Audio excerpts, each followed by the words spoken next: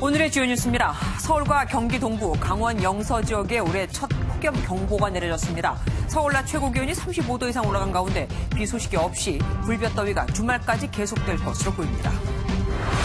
4명의 사상자가 발생한 서울 잠원동 붕괴 사고 현장에서 정밀 감식이 진행되고 있습니다. 해당 건물이 사전 심의 때 지하층을 철거하지 말라는 지적을 받은 것으로 드러나는 등 안전 조치가 미흡했다는 정황이 나오고 있습니다. 일본이 우리나라의 수출 규제를 단행한 가운데 아베 총리가 공은 한국에 있다며 책임을 떠넘겼습니다. 청와대는 대응 방안을 모색한다면서도 일본의 특사를 파견할 계획은 없다고 밝혔습니다.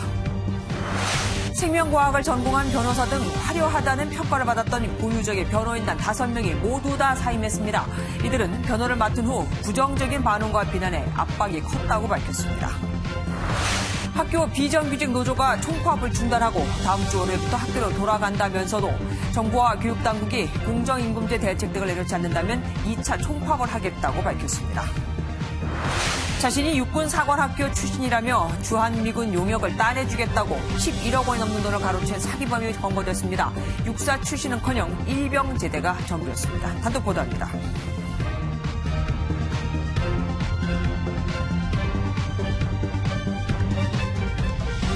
오늘 서울과 경기, 강원에 폭염 경보가 내려졌습니다.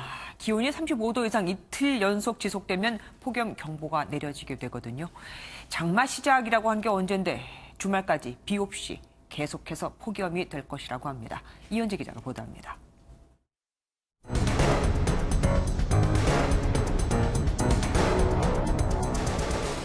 서울 여의도 공원입니다. 직장인들의 점심시간 단골 산책 코스지만 따가운 햇볕에 발걸음이 뜸해졌습니다.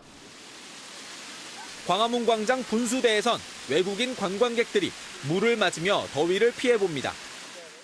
서울 놀러 왔는데 너무 생각보다 너무 더워가지고 안 더울 줄 알았는데 걸어다니기도 너무 힘들고 그래서. 오전 10시 서울과 경기 동부, 강원 영서에 올해 첫 폭염 경보가 내려졌습니다. 오늘 서울 낮 최고 기온은 35도를 넘겼습니다. 기상청은 이번 폭염이 주말까지 계속될 것으로 전망했습니다. 다른 지역도 하루 종일 뜨거웠습니다. 대구와 대전, 광주 등에는 폭염주의보가 내려졌습니다. 더위를 식혀줄 장맛비는 아직입니다.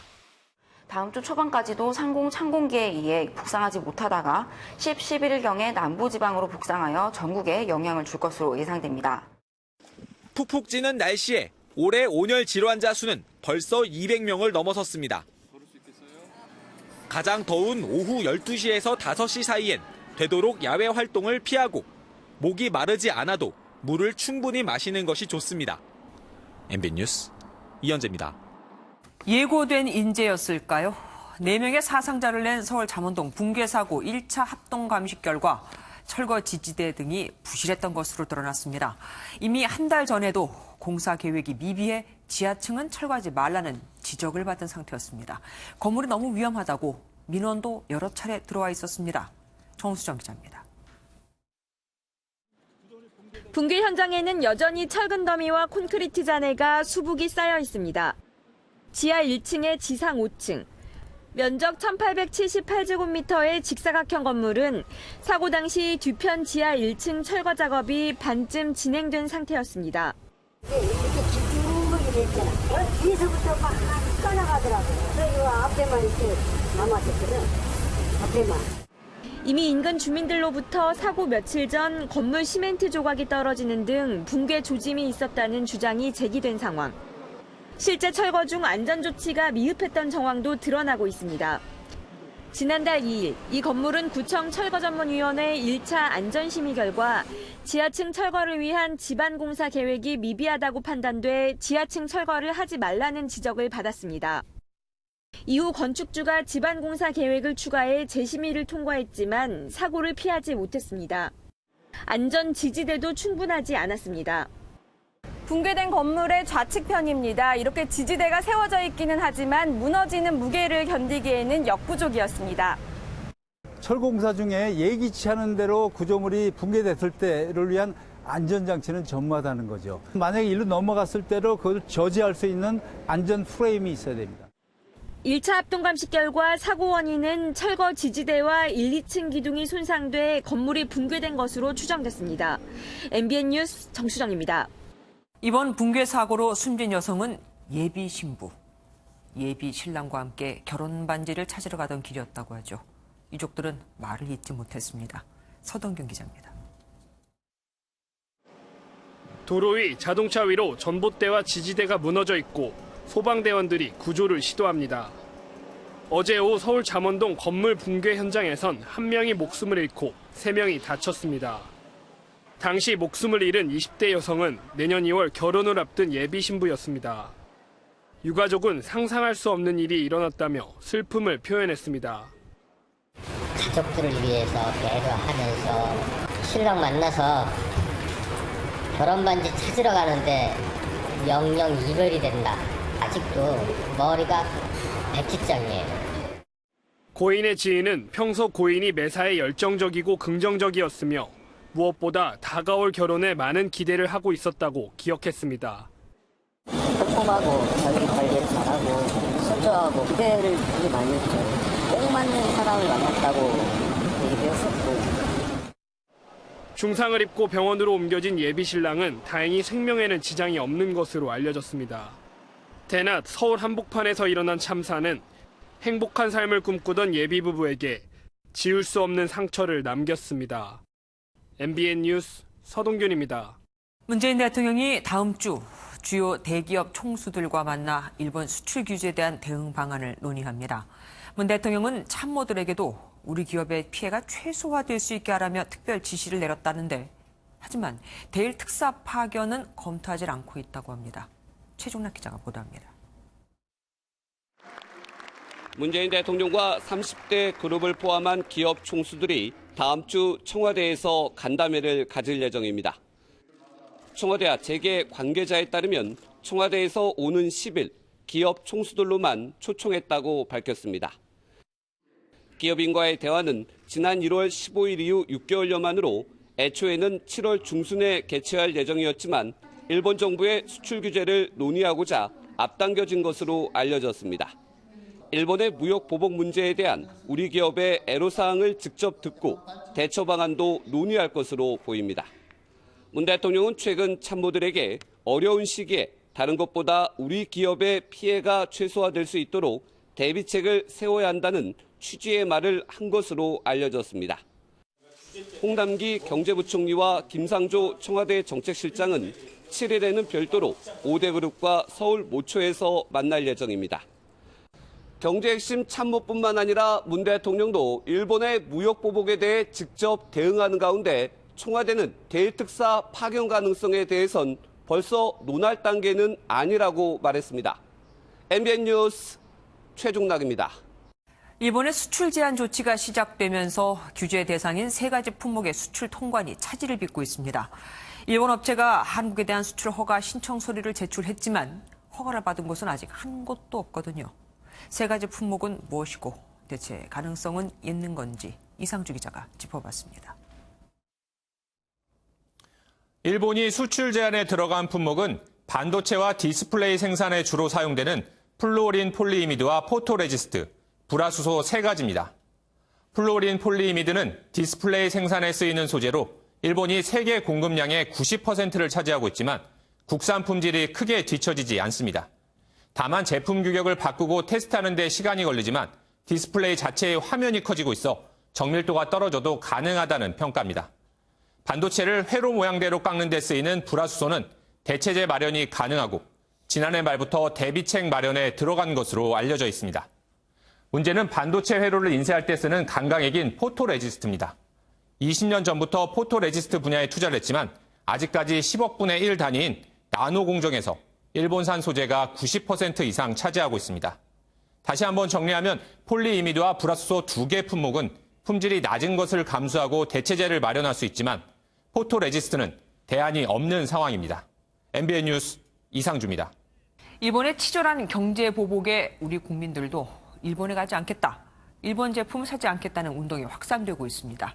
일본산 제품을 대체할 수 있는 국내 기업들, 예를 들어서 일본 문구류 대항마인 모나미 같은 기업들은 반사 이익을 누릴 수 있다는 기대감에 주가도 연일 급등세입니다. 엄혜림 기자입니다. 국내 문구업계 1위 모나미. 일본 정부의 수출 규제 이후 매장을 찾는 발길이 부쩍 늘었습니다. 국내 필기구 시장의 70%를 점유한 일본 업체들의 대항마로 꼽히는 데다 그동안 업체가 진행한 애국 마케팅도 한몫한 덕분입니다. 여기서 써보라고 사가다 주고 싶어요. 한번 써보고 괜찮으면 저희 제품을 쓰는 게 좋긴 하죠. 일본 거 쓸 이유 없잖아요. 이런 분위기 속에 모나미 주가는 이틀 연속 올랐습니다. 일본 의류업체 유니클로 불매운동이 벌어지면서 국내 의류업체 신성통상도 급등했고 일본 맥주를 대체한 하이트진로 홀딩스 우선주도 장중에 가격 제한폭까지 올랐습니다. 반면 일본 여행 보이콧으로 일본 노선 비중이 큰 저가항공사와 여행사는 약세를 면치 못하면서 소가리를 하고 있습니다. 전문가들은 그러나 일본산 불매운동이 곧바로 국산 제품 매출 확대로 이어지는 건 아니라며 신중한 투자를 당부했습니다. 실적보다는 이런 이벤트, 테마, 이슈에 의해서 급등을 하는 경우는 좀 경계하고 조금 조심해야 된다라고 말씀드리고 있습니다. 실제로 대체제로 주목받으며 이번 주 내내 급등세를 이어갔던 국내 반도체 소재주들은 상승폭이 과도하다는 인식의 급락세로 돌아서 뒤늦게 투자에 나선 개인들의 피해가 우려됩니다. MBN 뉴스 엄혜림입니다.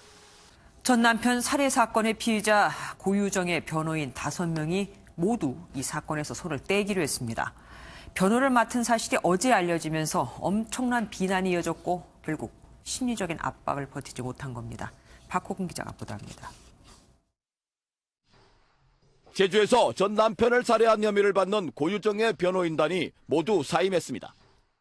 고 씨 변호를 맡았던 변호인단 5명은 변호인단 구성이 알려진 뒤 부정적인 반응이 이어졌고 비난 전화를 많이 받아 심리적 압박이 컸다고 밝혔습니다. 이 사건과 상관이 없는 다른 변호사들이 같은 회사 소속이라는 이유만으로 비난을 받은 것도 사임 이유로 알려졌습니다. 이들은 사건의 실체에 접근해 진실을 밝혀내고 싶었다며 수사 기록을 들춰보기도 전에 강력한 변호인단 등의 기사로 부정적인 관심이 집중됐다고 설명했습니다.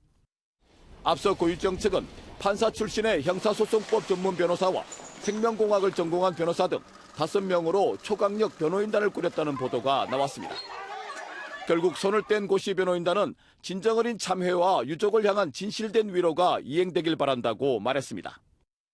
고유정 측이 새로 변호인단을 선임하지 못하면 법원은 국선 변호인을 선정합니다. MBN 뉴스 박호근입니다. 피의자의 심리 상태를 파악해 범죄의 단서를 찾는 심리 분석이라는 수사 기법이 있습니다. 사건과 관련된 사진이나 그림을 보여주고 뇌파의 변화를 보는 건데 고유정에게도 이것을 해보려고 했지만 고 씨는 거짓말 탐지기는 물론 이 수사도 거부했습니다. 뇌파로 범인을 잡는 과학 수사. 이혁근, 손기준 두 기자가 보도합니다. 지난 2014년 전남 여수에서 끔찍한 일이 벌어졌습니다. 26살 아버지 강모 씨가 2살 배기 아들을 때려 숨지게 한 뒤 시신을 바다에 버린 겁니다. 심지어 강 씨의 아내는 남편이 아들의 시신을 둔기 등으로 훼손했다고 진술했지만 강 씨는 혐의를 줄곧 부인했습니다. 검찰은 첨단 과학수사 기법인 뇌파 분석 카드를 뽑아들었습니다. 강 씨에게 6개의 둔기 사진을 차례로 보여주자 유독 한 사진에서 강 씨의 뇌파가 크게 요동쳤습니다. 입으론 아들 시신을 훼손한 혐의를 부인했지만 머릿속엔 범행 도구였던 둔기가 각인돼 있던 겁니다. 피의자가 계속해서 사체 손괴 혐의를 강하게 부인하였습니다. 그런데 뇌파 분석 결과를 토대로 피의자가 거짓말을 하고 있음을 확신하게 되었습니다. 결국 재판 과정에서 혐의를 자백한 강 씨에게 대법원은 지난해 징역 20년형을 확정했습니다. 사건이 미궁에 빠졌을 때 범죄자의 머릿속에서 단서를 찾는 뇌파 분석은 어떻게 진행되는 건가요, 송기준 기자? 네, 제가 건네받은 건 뇌파 분석에 쓰이는 이른바 뇌파캡이라 불리는 장비입니다. 어떤 원리인지 직접 확인해 보겠습니다. 검사에 앞서 대상자는 조사관과 장시간 면담을 진행합니다. 조사관은 대상자가 검사 도중 움직이지 않도록 하는 등의 주의사항과 함께 검사 특성을 설명하고 머리에 뇌파캡을 착용하면 본격적인 검사가 시작됩니다. 검사는 범죄와 관련된 사진을 지속적으로 반복 노출하는 방식으로 진행되는데 이 과정에서 머릿속 범죄 흔적이 사진과 연관됐다면 뇌파가 순간적으로 증폭됩니다. 자기가 인지하고 있거나 자기에게 아주 의미 있는 자극을 보게 되면 0.3초 후에 아주 독특한 뇌파 파형을 보이게 됩니다. 범행 도구와 장소 등 다양한 범죄 증거를 찾는 데 활용되는 뇌파 분석 등 심리 분석 검사는 매년 약 5천 건이 시행되고 있습니다. 눈과 귀가 있는 한 비밀을 지킬 수 없고 이는 범죄도 예외가 아님을 검찰은 과학수사로 보여주고 있습니다. MBN 뉴스 송기준입니다. 미국 조지아주에서 20대 한인 남성이 흉기를 들고 경찰에게 달려들었다가 경찰에 쏜 총에 맞아 숨졌습니다.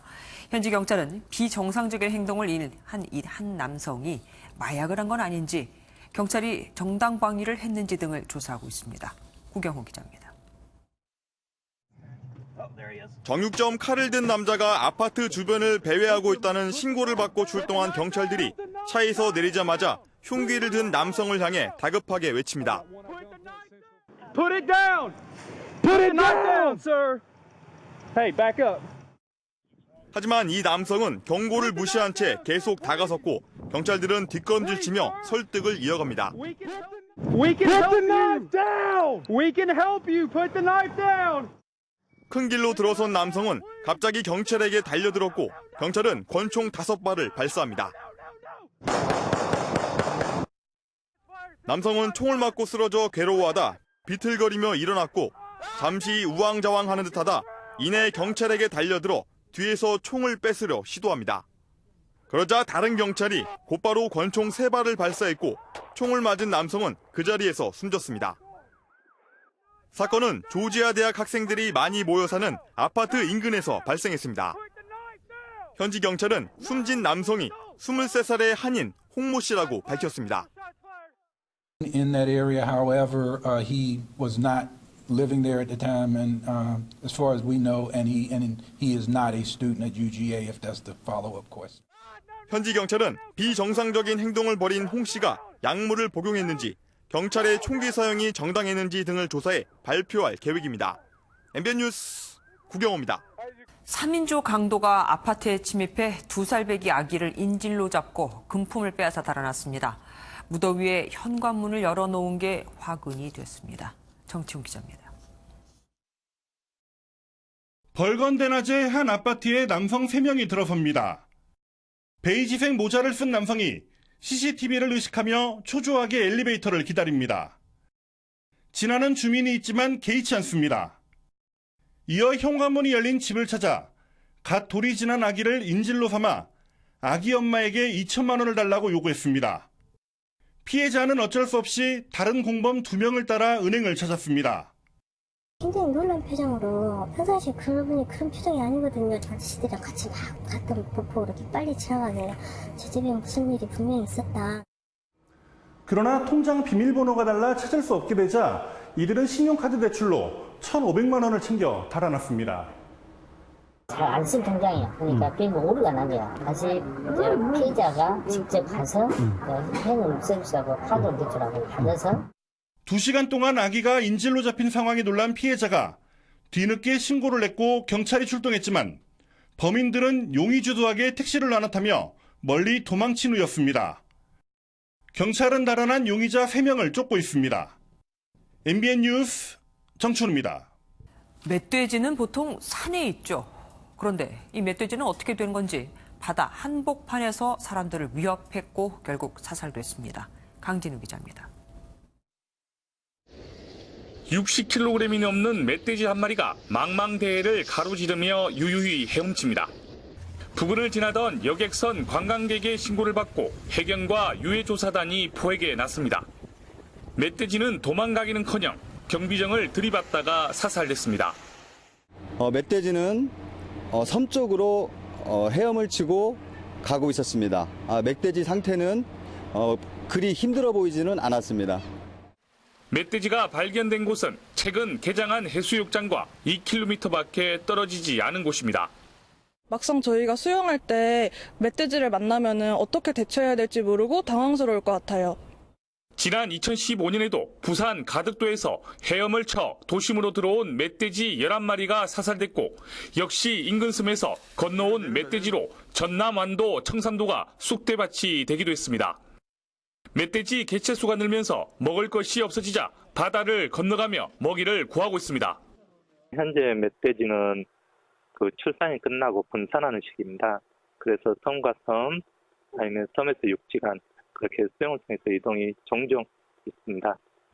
전문가들은 배고픈 멧돼지가 때와 장소를 가리지 않고 출몰할 수 있다며 주의를 당부했습니다. MBN 뉴스 강진우입니다. 세종시에는 갑자기 파리떼가 나타났습니다. 식당은 문을 열어둘 수도 없고 사찰에선 밥을 짓지도 못할 정도.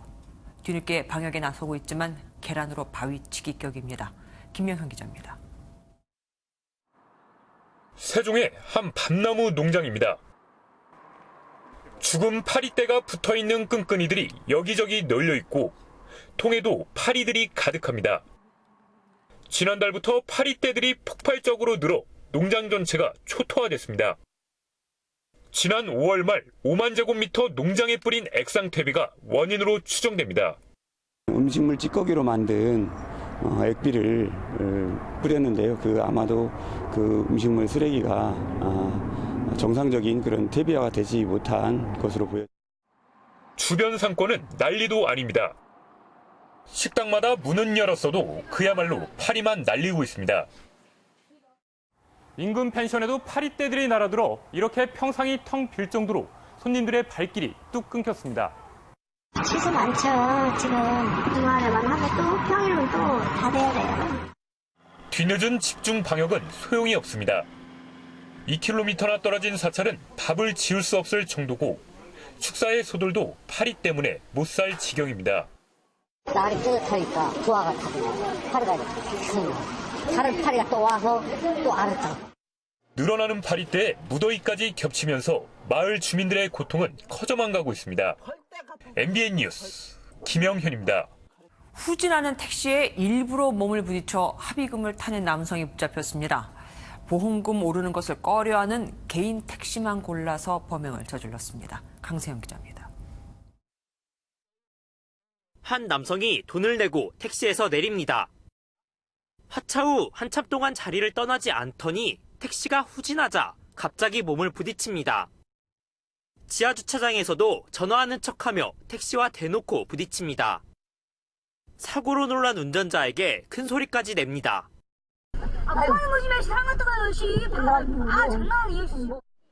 31살 조모 씨는 택시와 고의로 사고를 내고 합의금을 요구했습니다. 피의자는 택시가 후진할 때 일부러 트렁크를 손으로 쳐 소리를 내며 사고가 난 것처럼 꾸몄습니다. 사고로 보험료가 오르는 걸 꺼리는 개인 택시만 골라서 범행을 저질렀는데 20만 원에서 40만 원가량의 합의금을 요구했습니다. 40만 원을 달래. 근데 20만 원 줬구만 그랬더니 그 가지고는 토건 치료받으려면 안 된대. 이런 수법으로 지난해 9월부터 5차례에 걸쳐 범행을 저질렀습니다. 항상 조수석 뒤 대각선 부분에 비켜서 있어서 후방 카메라든지 측정기에 감지가 안 되게 하는 방법으로 대기하는 방법을 사용합니다. 경찰은 조 씨를 사기 혐의 등으로 구속했습니다. MBN 뉴스 강세현입니다. 어제 부산의 한 금은방에 강도가 침입해 여 종업원에게 흉기를 휘두르고 도주했습니다. 경찰이 비공개로 수사 중인데 용의자의 사진과 실명이 담긴 경찰 내부용 전단이 인터넷을 통해 빠르게 번지고 있습니다. 검거에 지장을 줄 수 있겠죠. 안진우 기자입니다.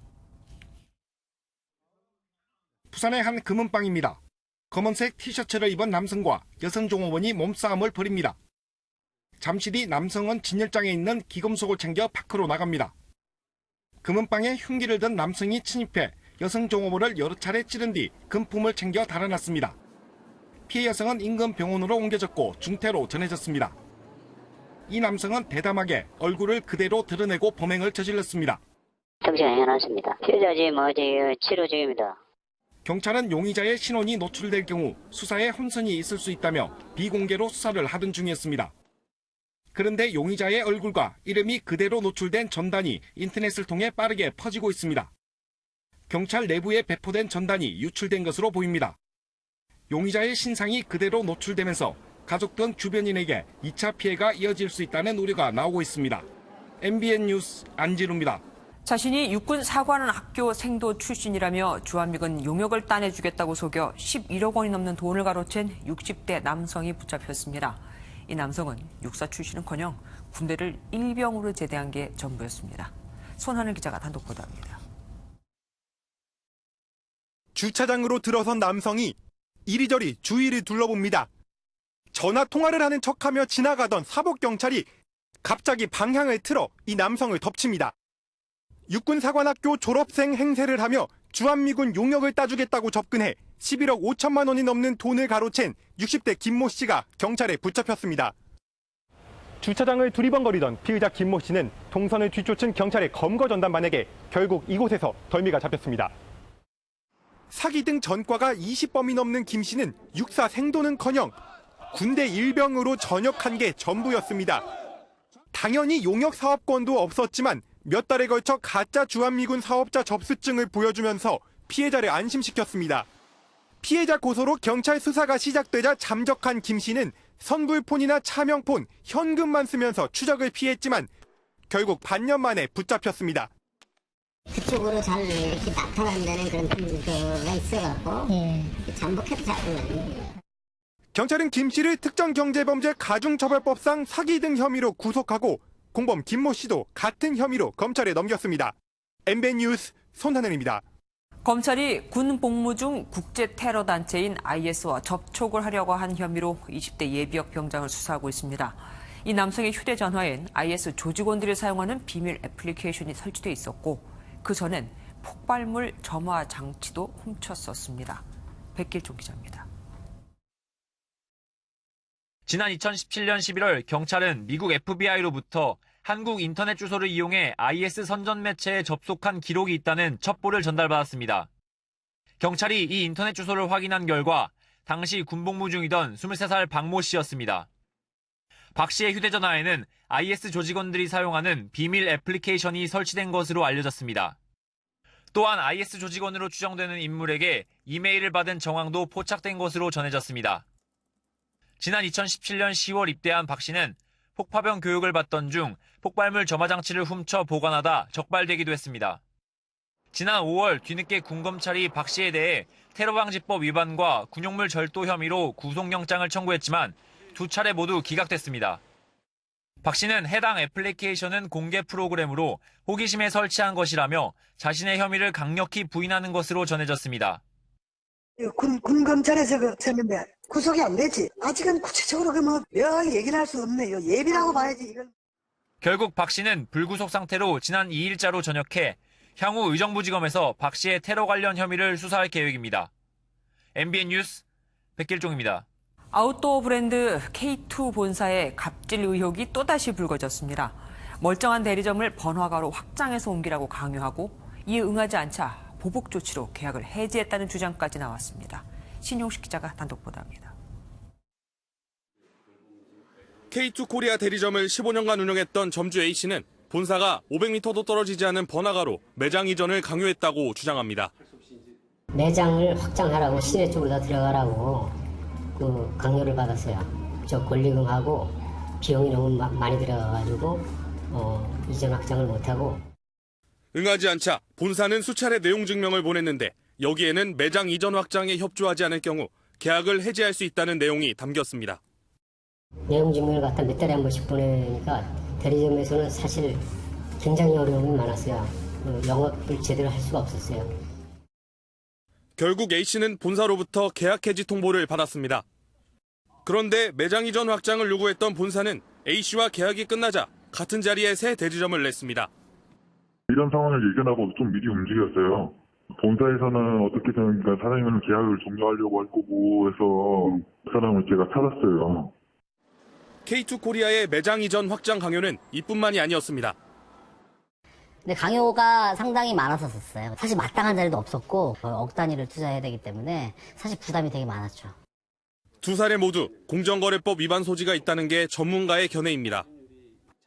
매장 이전 강요는 불공정 거래 행위에 해당하거든요. 과징금 액수가 굉장히 세거나 아니면 별도의 다른 처벌이 있어야만 이런 행위가 근절되지 않을까. K2 본사 측은 매장 평가 결과가 낮아 환경 개선이 필요하다고 안내를 했지만 점주의 개선 의지가 별로 없어 합의하에 계약을 해지했다고 밝혔습니다. MBN 뉴스 신용식입니다. 학교 비정규직 노동자들의 파업이 마무리돼 다음 주부터는 학교 급식이 정상적으로 운영됩니다. 하지만 정부와 교육당국이 공정임금제 대책 등을 내놓지 않는다면 2차 총파업을 하겠다고 밝혀 아직 불씨는 남아있는 상태입니다. 임성재 기자입니다. 학교 비정규직 노동자들은 오늘도 서울시 교육청 앞에 모였습니다. 비정규직 제로화 실현하라! 사흘 동안 전국적으로 파업에 참가한 인원은 교육부 집계로 5만 2천여 명, 주최 측 추산 10만 명에 달합니다. 교육청 앞에 모였던 학교 비정규직 노동자들은 비정규직 철폐를 외치며 이곳 청와대 인근까지 행진했습니다. 청와대 앞을 마지막으로 총파업 집회가 일단락되긴 했지만 오후에서야 연장 없이 파업을 중단하기로 최종 방침을 결정했습니다. 성실히 교섭에 임하고 노조와 협의해서 빠른 시간 내에 완성하겠다.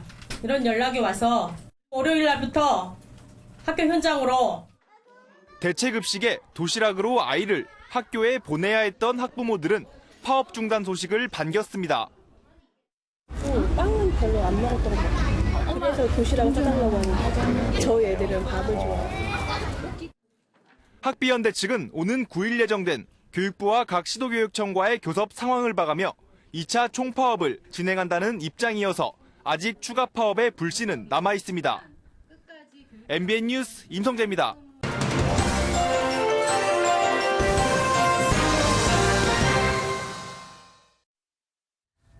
정부는 정부로서의 체면이 있겠지만 기업은 다릅니다.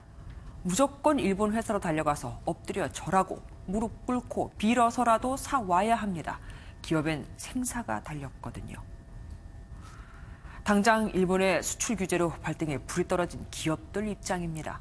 지금 체면, 여유 같은 건 생각할 겨를도 없다는 뜻이죠. 지난번 상대편이 내놓은 징용 문제 해결 방안은 우리가 도저히 받을 수 없었는데 그런 걸 이제 와서 내놨습니다. 우리도 당연히 할 건 해야 합니다. 이틀 전 일본 아베 총리가 TV 메인 뉴스에 출연해서 한 말입니다. 그때 그는 우리나라를 저쪽 편, 무코가와라고 불렀는데 이 단어는 주로 적대적 관계의 상대방을 칭하는 표현입니다. 듣는 일본 언론도 오죽 민망했으면 북한에 대해서도 이런 식으로는 말하지 않았을 것이라고까지 했을까요? 하지만 우리 정부의 태도는 답답하기만 합니다. 홍남기 부총리는 오늘 일본 경제보복과 관련해 구체적으로 뭘 할 건지를 묻는 기자들의 질문에 WTO 제소를 포함해 필요한 조치나 대응을 하겠다고 말하지 않았냐? 그런 검토가 있다고만 이해해주면 좋겠다고 했습니다. 어차피 정치적 문제로 촉발된 일이니 정부가 나서지 않으면 여당이라도 나서서 문제를 풀어봐야 할 텐데 웬걸요? 일본 규제 조치에 대한 우리 정부의 대응을 비판하는 민주당 의원의 연설 중에 여당 대표는 그만하라는 뜻으로 손가락으로 X 표시를 만들어 입을 다물게 했습니다. 나중에 그런 의미는 아니었다고 했지만 말이죠. 국민은 그럼 도대체 어디를 봐야 할까요? 기댈 곳 없는 국민들은 결국 국민이 할 수 있는 유일한 카드, 일본 제품 불매운동이라는 카드를 꺼내들었습니다. 하지만 일본에서도 혐한 분위기가 고조되는 건 물론입니다. 결과적으로 죽어나가는 건 양국의 기업들뿐이란 얘기죠. 예상하고 꾸준히 준비했다는 정부는 지난 1일에야 대응 TF를 구성했습니다. 청와대 정책실장은 일본이 이럴 줄 알고 이미 롱리스트를 갖고 있었다고 했지만 단지 리스트였을 뿐 그 안에 해법은 없었죠. 대통령 안보실장이 2번이나 평양 특사로 다녀오는 그 정성으로 일본과 조금이라도 소통을 했다면 이런 보복 조치까지는 막을 수 있었을 텐데 하는 아쉬움까지 드는 오늘 밤입니다. 뉴스조였습니다. 사흘 뒤 윤석열 검찰총장 후보자의 인사청문회가 열리죠. 그런데 검증에 나서야 할 국회 법사위 소속 한국당 의원들이 모두 다 현재 검경 수사 선상에 올라와 있습니다.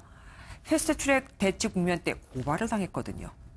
과연 이들이 자신의 목줄을 쥘 수도 있는 예비 검찰총장에게 제대로 된 검증을 할 수 있을까 싶었는데 벌써 공세 수위를 높이고 있습니다.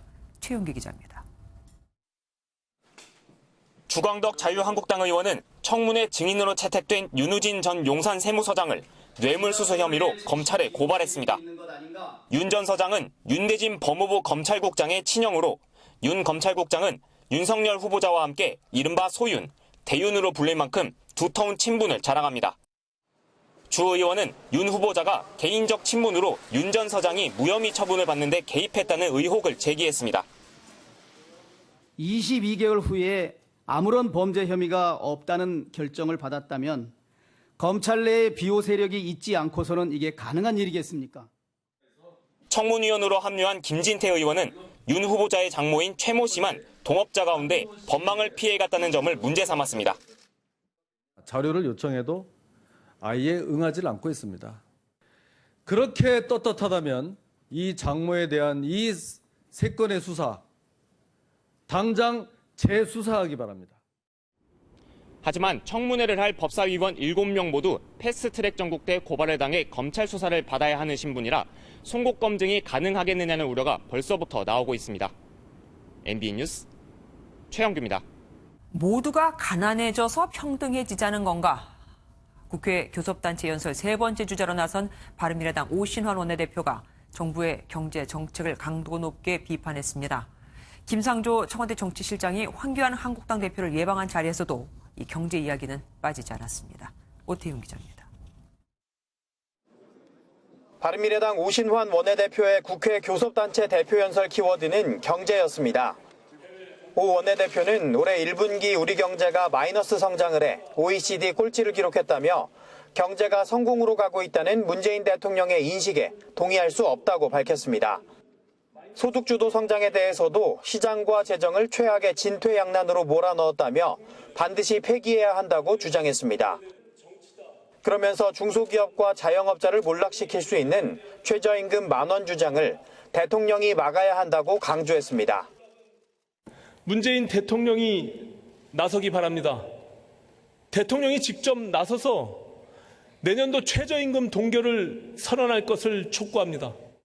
현 정부 경제정책에 관한 한 바른미래당과 한 목소리를 내고 있는 한국당도 가세했습니다. 황교안 한국당 대표는 김상조 청와대 정책실장이 취임 인사차 예방한 자리에서 소득주도 성장에 대한 정책 전환을 요구했습니다. 지난 2년 넘는 동안의 경제 실험을 통해서 이제는 그렇게 해서는 안 되겠다라고 하는 것들이 현장과 전문가들의 거의 일치된 의견 아닌가 싶습니다. 김 실장은 소득주도 성장에 논란이 있는 것을 알고 있다며 부족한 부분은 보완해 나가겠다고 밝혔습니다. MBN 뉴스 오태윤입니다. 오늘 16일부터 직장 내 괴롭힘을 금지하는 근로기준법 개정안이 시행됩니다.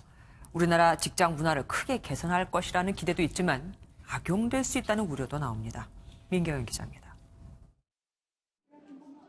간호사 오모 씨는 속칭 태움이라 불리는 병원 내 괴롭힘 문화가 여전하다고 털어놓습니다. 특히 여자 동료들한테 외모를 비하하는 경우도 굉장히 많았고 그것 때문에 퇴사하는 경우도 있었어요. 직장 내 괴롭힘 금지법에 따라 각 기업은 괴롭힘이 발생하면 가해자 징계 등 적절한 조치를 취해야 합니다. 이를 위한 취업규칙 조항도 노조와 협의해 신설해야 합니다. 관행적으로 해왔던 어떤 괴롭힘들이 이제는 하지 말아야 될 일이 됐다는 것에서 정말 중요한 의미가 있다고 생각합니다. 그러나 지나치게 과도한 법이라는 불만도 있습니다. 직원한테 조금 불편스러운 얘기를 하면 그 법에 저촉이 돼서 만약에 회사가 매일 고발되고 그런다 그러다면 고용노동부가 몇 가지 사례를 제시하긴 했지만 괴롭힘이란 개념이 모호하다는 지적도 있습니다. 금지되는 행위가 무엇인지 관련 조항들의 문헌을 보다 구체화하는 것이 바람직하다고 생각합니다. 고용노동부 역시 법 정착까지는 다소 시간이 필요하다고 보고 있습니다. 오는 17일부터는 채용 과정에서 키와 몸무게, 가족의 직업과 같은 불필요한 개인정보를 묻는 행위도 금지됩니다. MBN 뉴스 민경영입니다. 숫자를 보는 오늘의 뉴스입니다. 음주운전 단속 기준과 처벌을 강화하는 일명 윤창호법이 시행된 이후 아침 대리운전이 엄청나게 늘었습니다. 특히 이번 주 월요일 새벽엔 전달보다 106%, 2배 이상 급증했죠. 윤창호법 시행 이후 오전 6시부터 8시까지 음주운전 적발 사례가 20% 증가하면서 운전자들의 경각심이 높아진 겁니다. 밤 대리운전도 소폭 늘긴 했지만 자정이 지나면서는 감소하는 추세라고 하니 늦게까지 부어라, 마셔라 하는 음주 문화 자체도 줄어드는 게 아니냐는 분석도 나옵니다. 근로복지공단이 일반 안내문 70만 통을 등기 우편으로 보냈습니다. 일반 우편으로 보내면 2억 원, 등기로 보내면 12억 원. 돈도 돈이지만 70만 통은 집배원 100명이 8일 내내 배달을 해야 하는 양입니다. 심우영 기자가 단독 보도합니다. 식당을 하는 안모 씨는 최근 근로복지공단으로부터 등기 우편과 일반 우편 각 한 통을 받았습니다. 등기 우편은 일자리 안정자금 안내, 일반 우편은 개인정보가 담긴 고용산재보험 신고 통지서였습니다.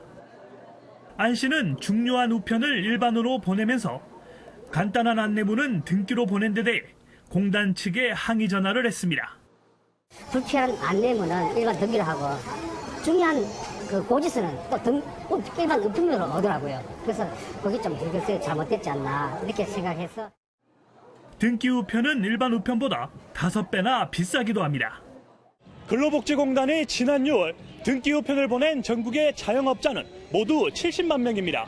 한 통에 1,800원씩 모두 12억 6천만 원을 썼습니다.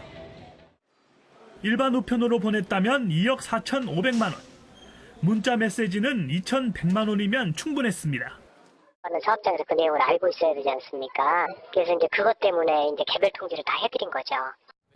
등기 70만 통은 집배원 100명이 8일 내내 배달해야 소화할 수 있는 양입니다. 문자라든가 SNS를 통해서도 좀 충분히 할 수 있는 사안에 대해서 좀 그렇게 하는 게 어떤 점에서 보면 좀 예산 낭비일 뿐만이 아니라 좀 시대착오적이라는 어떤 그런 생각도 좀 듭니다. 공공기관의 방만 경영은 사소한 데부터 구멍나 있었습니다. MBN 뉴스 심우영입니다. 사상 처음으로 전투기가 뜨고 탱크와 장갑차가 등장하고 트럼프 대통령은 1시간 동안 연설을 하고 미국에서 독립기념일 행사가 이렇듯 성대하게 펼쳐졌는데 국가기념일을 트럼프 대통령이 자기 생일인 양 재선에 이용했다는 논란이 뜨겁습니다. 김희경 기자입니다. 243번째 독립기념일을 맞은 미국 워싱턴에서 미국에 대한 격려 행사가 현지 시간 오후 6시 30분부터 1시간가량 진행됐습니다. 예년의 기념식과 달리 올해는 미국의 최첨단 전략 무기까지 등장했습니다. 링컨 기념관 앞에는 역사상 처음으로 미군 주력 탱크인 M1 에이브럼스와 브래들리 장갑차가 전시됐고 하늘에는 B-2 전략 폭격기와 F-35 전투기가 선을 보였습니다. 트럼프 대통령은 이례적으로 독립기념일 연설에 나섰습니다. Our nation is stronger today than it ever was before. It is its strongest now. 한편에선 반대 시위가 한창입니다. 반 트럼프의 상징이 된 대형 아기 트럼프 풍선도 다시 등장했습니다. You see this whole military parade thing and it kind of reminds you of North Korea or Nazi Germany. We just don't think it's right. 백악관 앞에서는 성조기를 불태우는 시위까지 벌어졌고 일부 시위자가 경찰에 체포됐습니다. 민주당 측은 트럼프 대통령이 독립기념일 행사를 자신을 위한 쇼로 변질시켰다면서 미국의 생일이지 트럼프의 생일이 아니라고 꼬집었습니다. 1,000억 원대가 쓰인 이번 독립기념일 행사에 대한 예산 낭비 논란도 한창인 가운데 민주당은 국립공원 관리 예산 250만 달러 전용 의혹을 곧 조사할 방침입니다. MBN 뉴스 김희경입니다. 독도의 바닷속이 요즘 황폐화되고 있습니다. 석회가 안발에 하얗게 달라붙어서 바다 사막화라고 불릴 정도인데 성게 때문입니다. 대대적인 성게 퇴치 현장 한번 보시죠. 김경기 기자입니다. 무성해야 할 해조류는 온데간데 없고 안반엔 흰색의 석회조류가 다닥다닥 붙어 있습니다. 독도 바다가 사막화된 겁니다.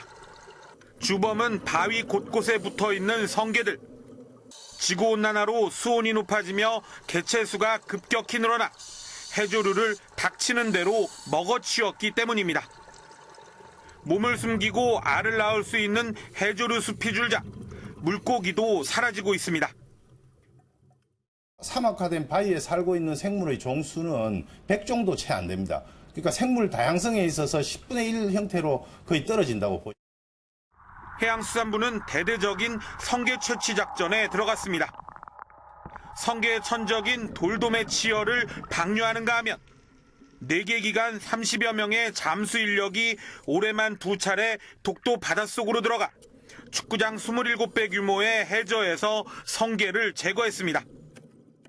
작년부터 1만 미씩 돌돔 방류를 해서 그 돌돔들이 자라면서 성게들도 많이 제거됐고, 정부는 이번 조치로도 독도 바다가 아름다움을 되찾지 못하면 잠수 인력과 방류하는 돌돔의 양을 늘려나갈 계획입니다. MBN 뉴스 김경입니다. 뇌성마비 중증 장애인들의 경기인 보치아는 컬링과 매우 흡사한 종목입니다. 내년 도쿄 패럴림픽 출전권이 걸린 국제대회가 우리나라에서 열려 선수들이 치열한 승부를 벌이고 있습니다. 김태일 기자가 취재했습니다. 흰색 표적구를 향해 빨간 공과 파란 공을 굴리는 선수들. 보치아는 이 표적구에 얼마나 많은 공을 가까이 붙이느냐에 따라 승패가 결정됩니다. 마치 컬링과 비슷합니다. 우리나라에서 개막한 2019 서울 보치아 선수권 대회엔 12개국에서 모두 170여 명의 선수가 참가했습니다. 선수들은 이번 대회에서 내년 도쿄 패럴림픽 대회 출전권 확보를 위해 경쟁합니다. 우리나라는 지난 1988년 서울 패럴림픽부터 지난 2016년 리우 패럴림픽까지 8회 연속 금메달을 목에 걸었습니다. 지난 리우 대회 금메달리스트인 에이스 정호원 선수는 2연승을 거두며 2회 연속 금메달을 향해 산뜻하게 출발했습니다. 도쿄 패럴림픽 금메달 2개 목표로 열심히 준비하고 있고, 이번에 처음 국가대표에 발탁된 막내 노영진 선수는 첫 출전한 국제대회에서 감격의 승리를 거뒀습니다. 노영진 선수는 특히 현재 암투병 중인 어머니에게 꼭 금메달을 걸어드리고 싶다며 다부진 각오를 밝혔습니다. 내년에 도쿄 가가지고 금메달 따서 엄마 목에 걸어주고 싶다고. 세계 최강 한국 보치아가 내년 도쿄에서 어떤 감동의 드라마를 쓸지 기대를 모으고 있습니다. MBN 뉴스 김태일입니다. 오늘 불볕더위에 내륙 곳곳은 폭염주의보가 경보로 한 단계 강화됐습니다. 더불어 중부지방은 많은 지역들에서 오늘 올 들어 가장 높은 낮 기온을 기록했는데요. 오늘 서울의 한낮 기온은 35도, 영월은 사람의 체온보다도 높은 36.9도를 가리켰습니다. 주말인 내일은 오늘보다 더 덥겠습니다. 내일 맑은 가운데 서울의 낮 최고 기온은 36도까지 오르겠고요. 밤에는 강원 영동 지역을 따라서 비가 조금 예상됩니다. 일요일에도 대체로 맑은 날씨가 이어지겠고 30도를 웃도는 더위가 계속되겠습니다. 오늘 전국이 맑은 하늘을 보였습니다. 강원 영서와 충북, 경북 내륙 일부 지역에는 저녁 시간까지 소나기 구름이 만들어졌습니다. 내일 중부지방 맑은 가운데 자외선 지수가 매우 높게 나타나겠습니다. 아침에는 서울 23도, 춘천은 21도를 가리키겠습니다. 남부지방 광주의 낮 최고 기온은 34도, 대구는 30도가 예상되고요. 강원 영동 지역은 동풍의 영향으로 흐린 가운데 밤부터 비가 오는 곳이 있겠습니다. 다음 주 초까지는 마른 장마가 이어지겠습니다. 다음 주 중반에 전국에 한 차례 장맛비가 지날 전망입니다. 날씨였습니다. 뉴스팔이 선정한 이한장의 사진입니다. 내 나이가 어때서라는 노래도 있죠. 이 사랑에 나이가 있나라는 말을 증명이라도 하듯 100세가 넘은 두 노인이 사랑에 빠져 결혼에 골인했습니다. 미국의 100세 할아버지 존 쿡과 102세 필리스 할머니가 요양원에서 만나 열애 끝에 여생을 함께하기로 했거든요.